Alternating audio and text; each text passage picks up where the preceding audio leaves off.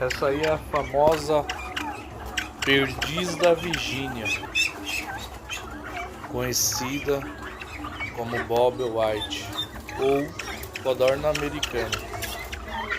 Essa aí, turma, é o padrão selvagem da espécie, né? No finalzinho do vídeo aí vocês vão ver, elas estão na postura, né? São aves que fazem a postura na primavera, né?